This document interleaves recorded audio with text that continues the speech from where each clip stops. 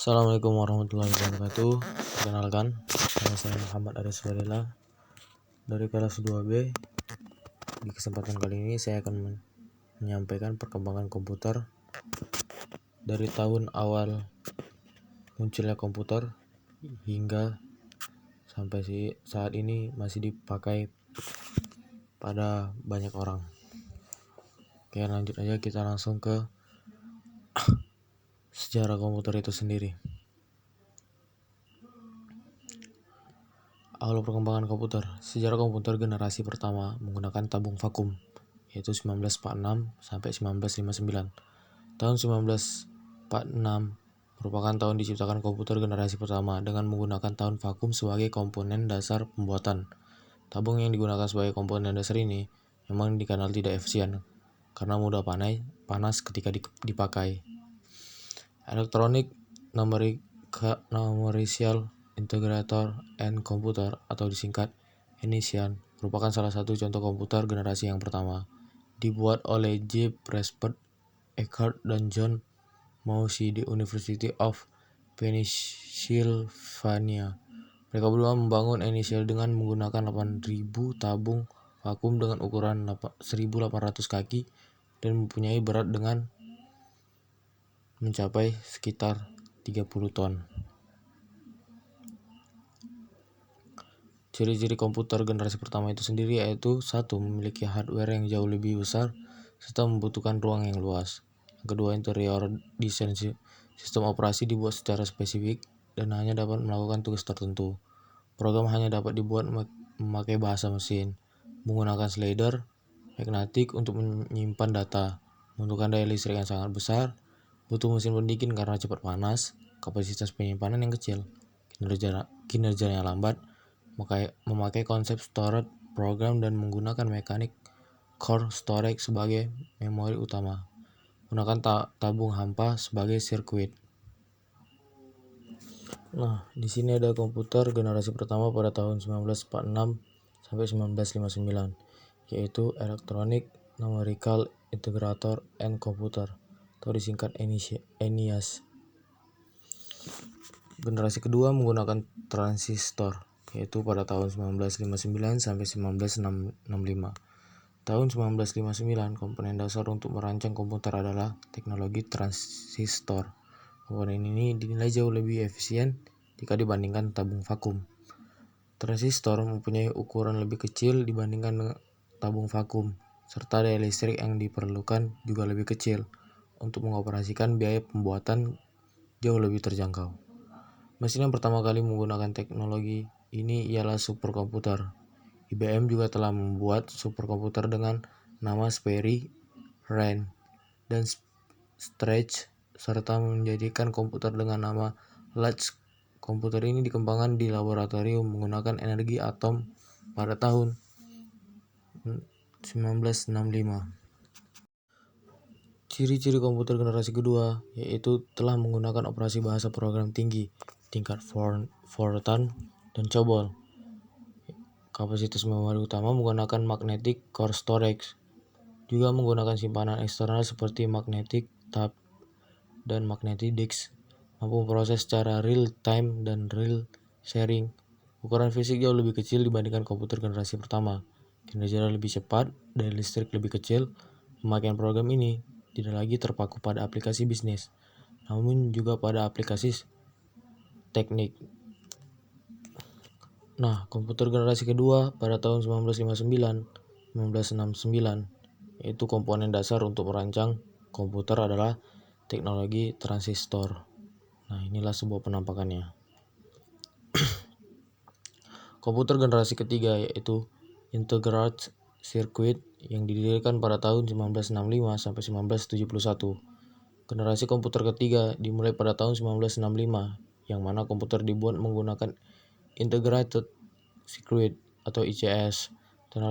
Teknologi ini menggeser fungsi transistor sebagai komponen dasar komputer. Transistor masih tetap digunakan, tapi ukurannya diperkecil. Beberapa transistor yang berukuran kecil tersebut dimasukkan di IC bersama dengan resistor dan kapasitor. Komputer generasi ketiga menjadi komputer pertama yang membuat operator dapat berinteraksi menggunakan keyboard dan monitor dengan tampilan sistem operasi. Selain itu, komputer ini membutuhkan biaya lebih murah sehingga dapat dijangkau dengan masyarakat. Ciri-ciri komputer generasi ketiga yaitu listrik yang digunakan lebih hemat, software lebih meningkat, harga semakin terjangkau, kapasitas memori lebih besar, kecepatan menggunakan IC sehingga kinerja komputer lebih cepat, memiliki kecepatan 1000 kali lipat lebih cepat dibandingkan generasi pertama. Komputer dapat melakukan multiprocessing. Komputer sudah menggunakan visual display dan dapat mengeluarkan suara. Menggunakan simpanan eksternal seperti disket magnetik, mampu melakukan komunikasi dengan komputer lainnya. Nah, ini komputer generasi pada tahun ketiga, yaitu tahun 1965 sampai 1971. Generasi komputer ketiga dimulai pada tahun 1965, yang mana komputer dibuat dengan menggunakan Integrated Circuit atau ICS. Generasi keempat yaitu mikroprosesor, yaitu pada tahun 1971 hingga saat ini yang kita pakai sekarang. Komputer yang kita pakai sekarang merupakan komputer generasi keempat, yang mana dibuat dengan menggunakan komponen dasar bernama mikroprosesor.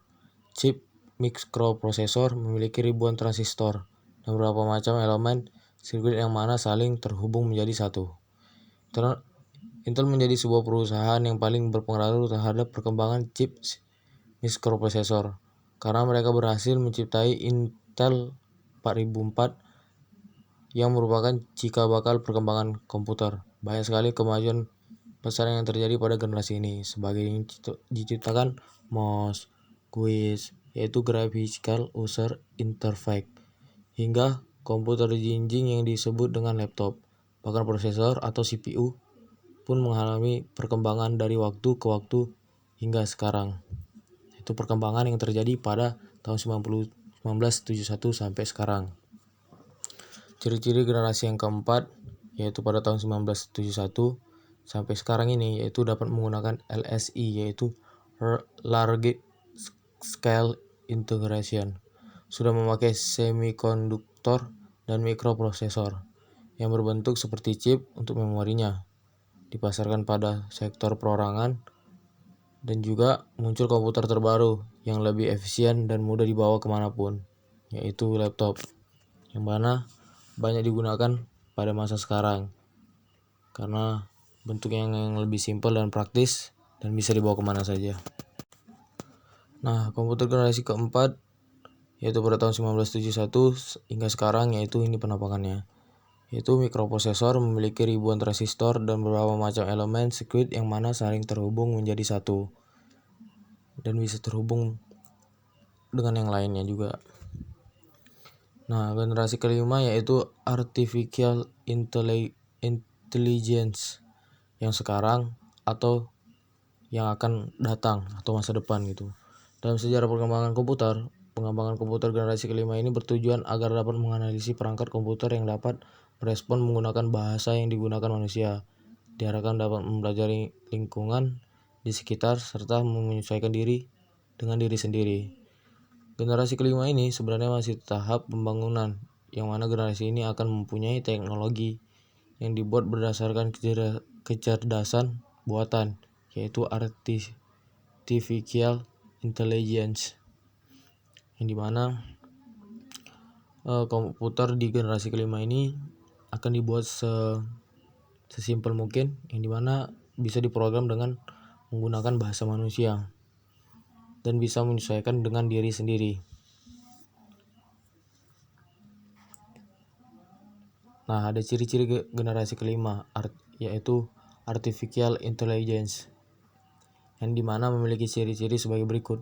Komputer masih menggunakan teknologi LSI namun akan banyak mengalami proses pengembangan, memiliki fitur yang terus berkembang setiap tahunnya dan semakin cepat dalam proses informasi. Yang keempat, komputer memiliki kemampuan untuk mendengar, berbicara, melihat, berbicara, dan bisa lebih canggih lagi, bahkan dapat memberikan kesimpulan layaknya manusia. Nah, ini dia komputer generasi kelima adalah komputer rancangan sekarang atau masa yang akan datang. Rancangan pembuatan komputer masa depan yang dimulai di generasi kelima. Inilah penampakannya. Oke, sekian penyampaian materi dari saya atau penjelasan mengenai komputer dari awal tahun munculnya komputer itu sendiri sampai sekarang sudah saya jelaskan. Dari saya sendiri mungkin kurang lebihnya mohon dimaafkan. Wassalamualaikum warahmatullahi wabarakatuh.